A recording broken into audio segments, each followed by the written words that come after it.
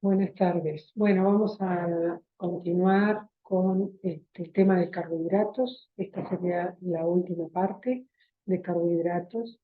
Así que, bueno, en primer lugar vamos a hablar de las formas enólicas de carbohidrato y lo que eso implica, o sea, la formación de enoles, lo que puede implicar. Bueno, los carbohidratos pueden enolizarse y entonces eso va a cambiar, modificar la estereoquímica en el carbono 2. Ese proceso se denomina epimerización. Y vamos a recordar que los diasterómeros que difieren en la estereoquímica en un solo de sus centros estereogénicos se denominan epímeros. ¿Sí? Bueno, pero ¿cómo es que se produce eso? Bueno, la D-glucosa y la D-manosa son epímeros. Vamos a ver las estructuras de estos compuestos. ¿Sí? La D-glucosa difiere de la D-manosa. La D-glucosa la tenemos a la izquierda, la D-manosa la tenemos a la derecha. Difieren en la estereoquímica del carbono 2 exclusivamente. El OH del carbono 2 en la representación de Fischer está a la derecha en la glucosa y en la izquierda en el caso de la manosa. Entonces, ¿qué sucede? Si se puede enolizar, se va a enolizar entre carbono 1 y carbono 2, ¿sí? Y entonces se va a generar lo que llamamos enodiol, ¿sí? Un doble enlace entre el carbono 1 y el carbono 2. Entonces, cuando entra el protón nuevamente, estos son equilibrios, cuando entra el protón nuevamente en este enodiol, el protón puede llegar a entrar del lado izquierdo y entonces en la proyección de Fischer, ¿verdad? Y entonces nos va a generar de glucosa, o puede entrar del lado derecho y entonces nos va a generar de manosa. Ese equilibrio puede estar catalizado por un medio básico. Pero además, ¿sí? Vamos a poner acá a la izquierda que puede ser tanto de glucosa como de manosa, ¿sí? El compuesto que estamos escribiendo aquí, ¿sí?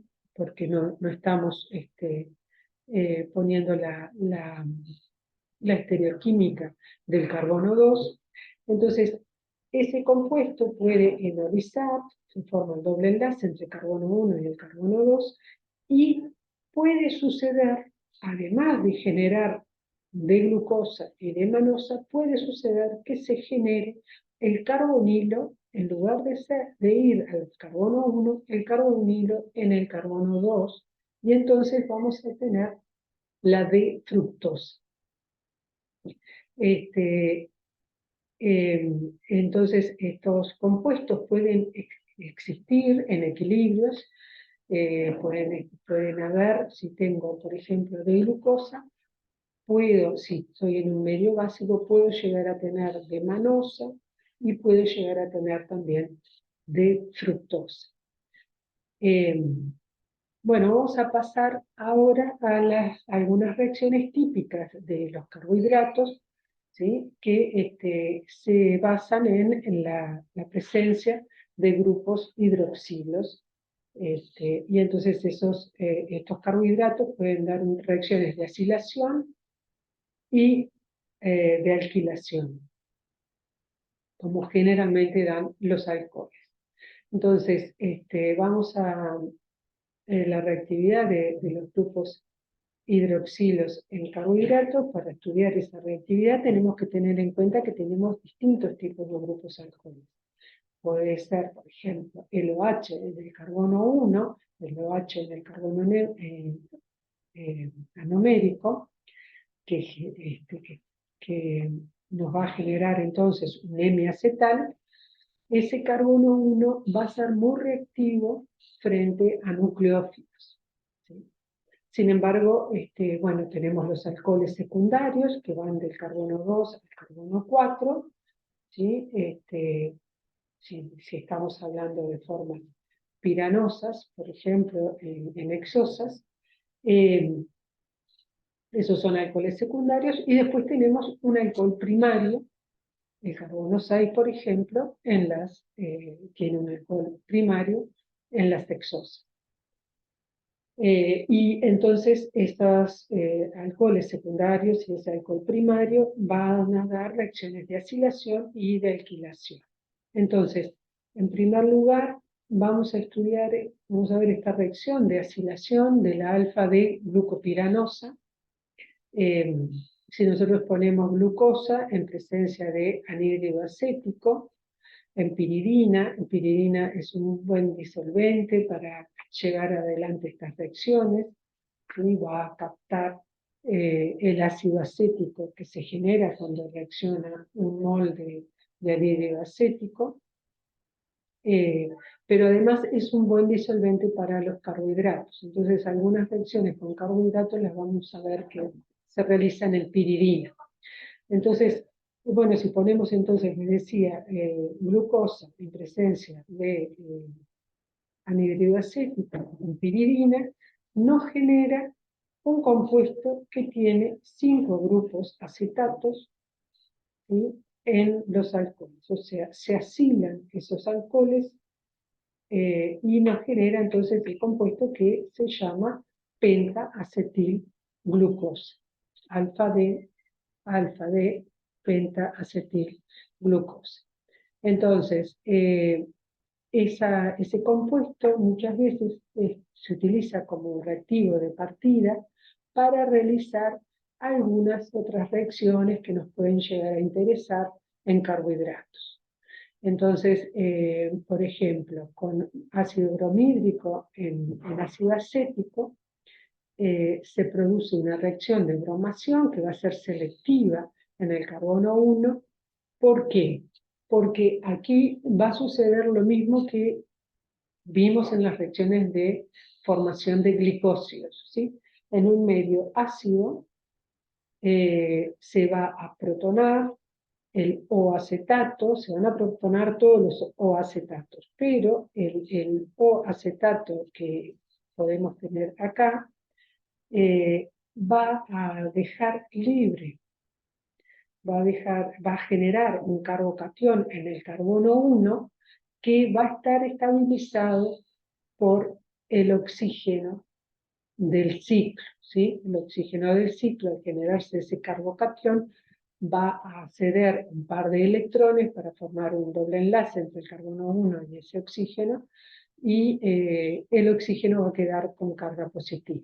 O sea, el mecanismo es similar a lo que vimos en la reacción de formación de glicósidos. Entonces, el único que tiene posibilidad de estabilizar ese carbocatión es el carbono 1, ¿sí? El resto no pueden estabilizar porque no tienen ese oxígeno que está en el ciclo unidos a ellos. Entonces, se va a formar un carbocatión y luego el bromuro que hay en el medio de reacción va a entrar por el lado alfa, ¿sí? Y eso lo explicamos por el efecto anomérico que ya estudiaron. Así que se genera un alfa-D, 1-bromo, tetraacetilglucosa. Posteriormente, sobre ese bromuro se puede realizar una eliminación reductiva, 1,2 eliminación. Eso se hace con zinc y cobre, y entonces se elimina el bromuro y el acetato en el carbono 1, perdón, en el carbono 2. Entonces generamos un doble enlace en entre carbono 1 y carbono 1. ¿Cómo es esa reacción? Bueno, se pierde un bromo generando un carbanión en el carbono 1, ¿sí? Se genera un carbanión. Y entonces ese carbanión, lo que va a suceder es que va a formar, esa carga negativa va a formar un doble enlace entre carbono 1 y carbono 2, eliminándose el acetato, ¿sí? Entonces, ese sería el mecanismo de esa reacción.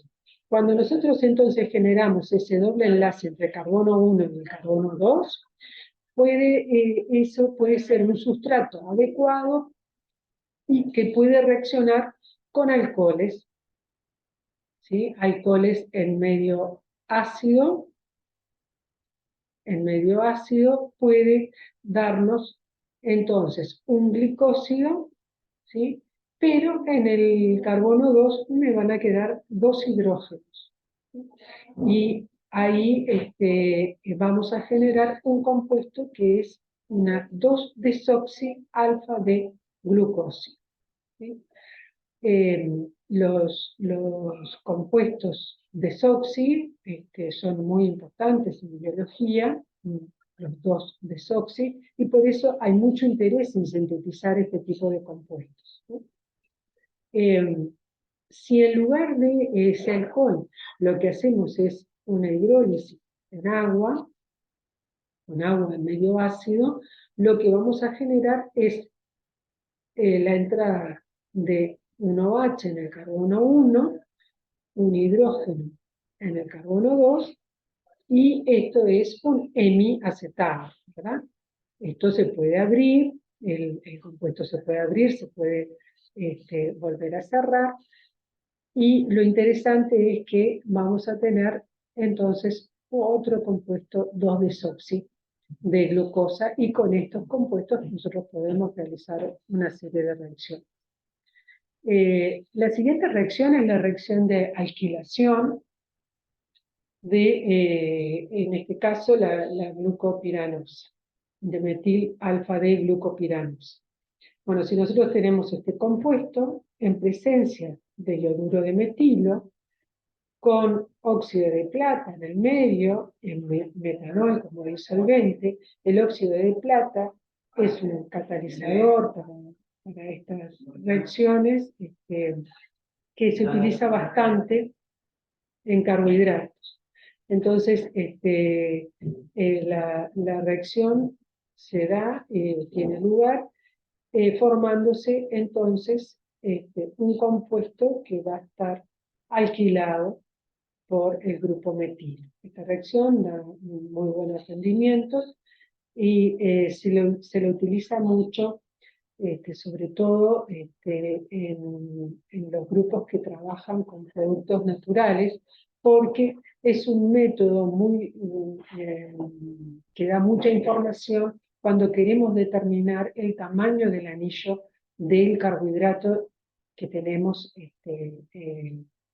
aislado, ¿no? Si es un producto natural. Entonces, el tamaño del anillo, es decir, si es una furanosa o una piranosa, se determina utilizando esta reacción, ¿sí? O sea, pasamos de un glicósido, lo metilamos, obtenemos el compuesto totalmente, todos los OHs que están libres se van a alquilar, se van a metilar, y luego, ¿sí? Luego de tener todos los compuestos, todos los alcoholes metilados, se hace una hidrólisis, agua en medio ácido. Entonces, en esas condiciones, ¿qué va a pasar? Vamos a hidrolizar solamente el metilglicósido. Para hidrolizar los otros grupos o metilos que tenemos allí, se precisan condiciones mucho más drásticas que entonces en estas condiciones va a ser estable. Así que vamos a obtener un hemiacetal y, por supuesto, mezcla alfa y beta, pero además vamos a tener la posibilidad de tener el compuesto en la forma abierta, un poquito del compuesto siempre va a estar bajo la forma abierta, y entonces lo interesante es que si nosotros observamos la forma abierta, el OH que que está en el carbono 5, es el único que no está metilado, y entonces ese OH era el que estaba formando el ciclo, ese oxígeno era el que estaba formando el ciclo en el carbohidrato de partida. Esto se puede determinar sin problemas utilizando espectroscopía. Se puede llegar a determinar cuál es el alcohol que no tiene grupo metil, ¿sí? Se puede llegar a determinar sin problema. Entonces, de esta manera, la gente que investiga en productos naturales y que tiene, por ejemplo, un disacárido aislado en un determinado producto natural, lo que hace es metilar totalmente el compuesto y luego hidroliza el glicósido y observa entonces por espectroscopía, que ustedes van a estudiar en el semestre próximo, observan cuál es el carbono que tiene su OH, su grupo alcohol sin metilar. Bueno, acá hay un ejercicio de carbohidratos que cuando ustedes pueden aplicar esto que acabamos de ver, de la metilación, ¿sí? Que la tenemos aquí, metilación en el medio básico, como puede ser el óxido de plata. Y bueno, luego seguimos con reacciones con los grupos voluminosos. Bueno, los grupos voluminosos, ¿qué va a suceder? El único alcohol que puede reaccionar con un reactivo que tiene grupos voluminosos es el alcohol primario de los carbohidratos. En este caso, el cloruro de tritilo, ustedes ya lo vieron, ¿sí? Este carbono tiene un delta más y por lo tanto va a recibir el ataque del grupo alcohol, ¿sí? Y se va a eliminar cloruro. Pero ¿quién es el único alcohol que puede acercarse a ese carbono? Bueno, es el alcohol primario, el que tiene menos impedimento estérico para acercarse. Entonces, el cloruro de tritilo, en piridina, nos va a proteger el grupo alcohol primario y luego, si queremos desproteger ese grupo tritilo, se realiza utilizando ácido bromídrico concentrado o ácido acético glacial, que no tiene agua o que tiene muy poquitito de agua, o ácido o cloruro de hidrógeno gas en cloroformo. ¿Para qué se hace esto?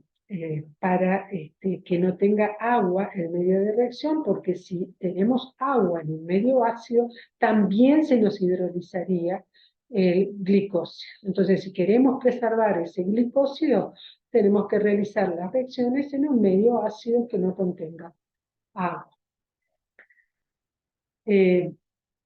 Bueno, también tenemos la condensación con compuestos carbonílicos como reacciones de protección de carbohidratos, de grupos alcoholes en los carbohidratos.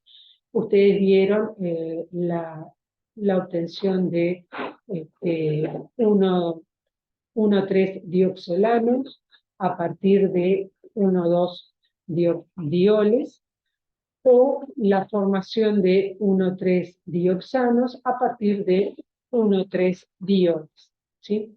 La condensación con benzaldehído nos va a permitir hacer una reacción de protección, por ejemplo, del alcohol en posición 4 de la glucosa y el alcohol en posición 6 de la glucosa.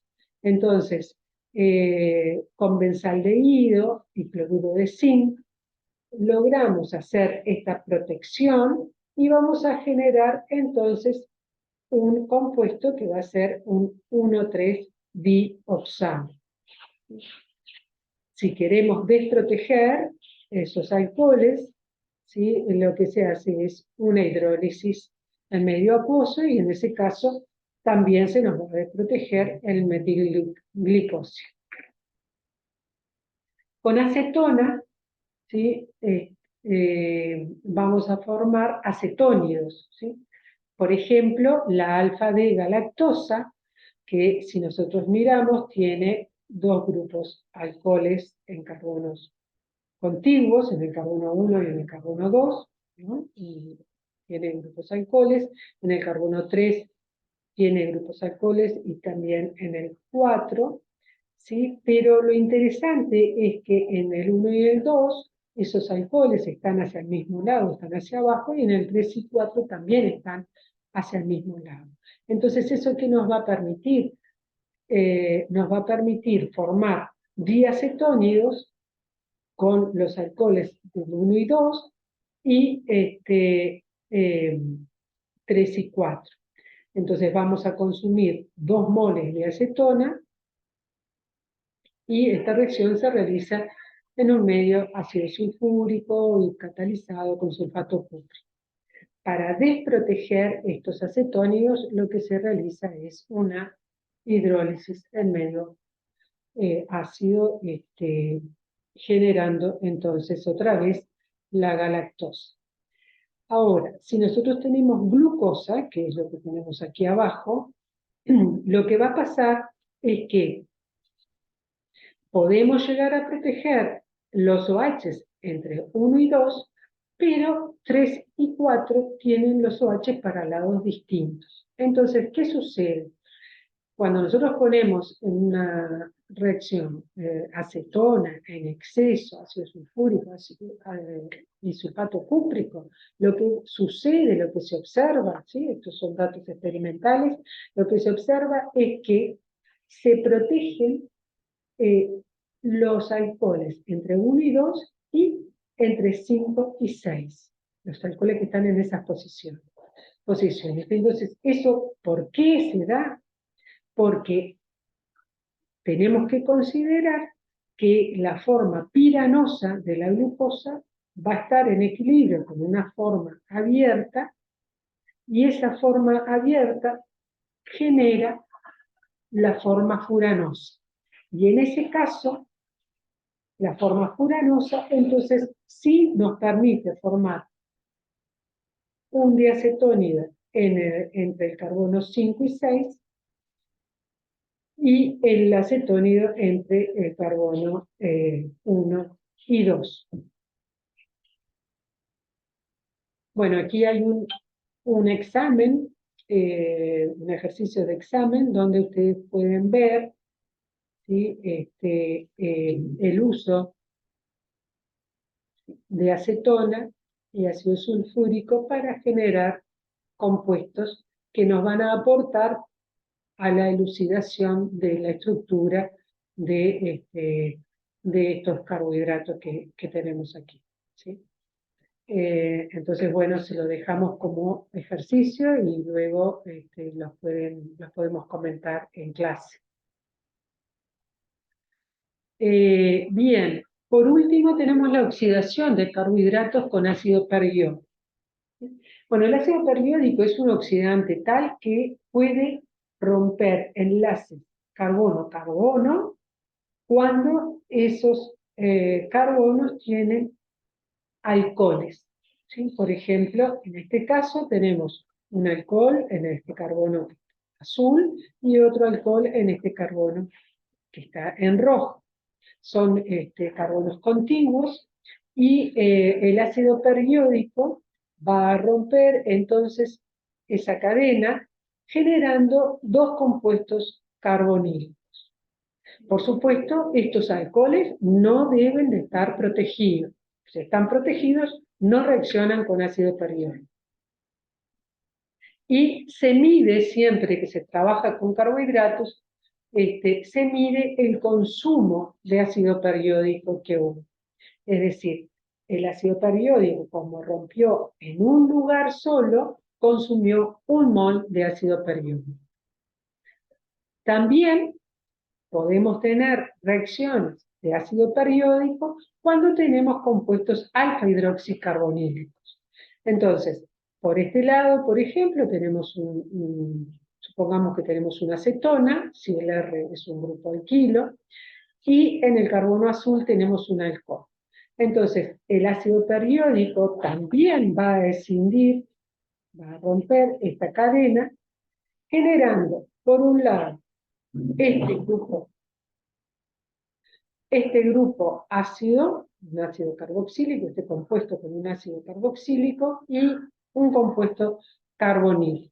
Lo que sucede es que el carbono que está en rojo ya tenía un grupo carbonilo, ya estaba más oxidado y por lo tanto se genera un ácido carboxílico en lugar de un compuesto carbonílico.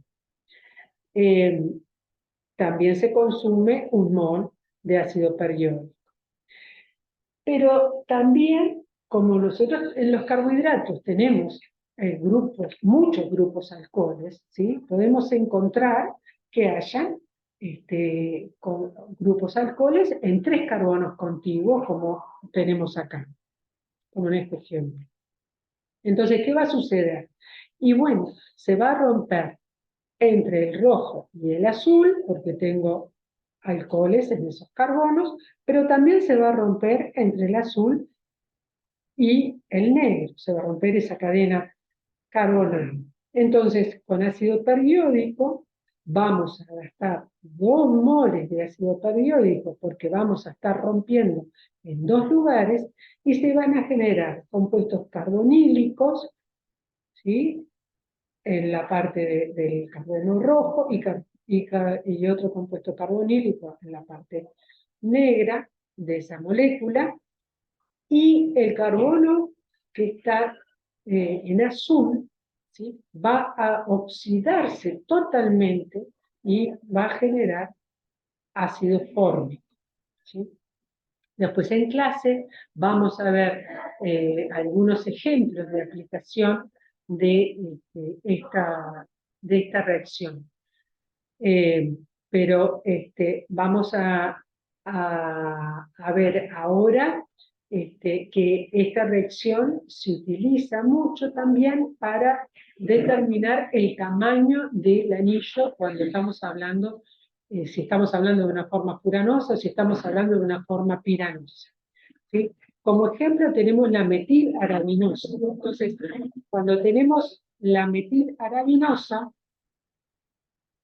lo que sucede es que solamente nos quedan 2 alcoholes en carbonos contiguos, ¿sí? Un alcohol en un carbono, otro alcohol en otro carbono, y el resto están protegidos, ¿sí? El carbono 4 está aportando su oxígeno, su alcohol, para formar el ciclo, el acetal, y el carbono, el OH del carbono 5, entonces estás en el 5, pero el 4 tiene su alcohol protegido. Lo mismo sucede en el carbono 1. El del carbono 1 está protegido, por lo tanto, entre 1 y 2 no vamos a poder romper con ácido periódico.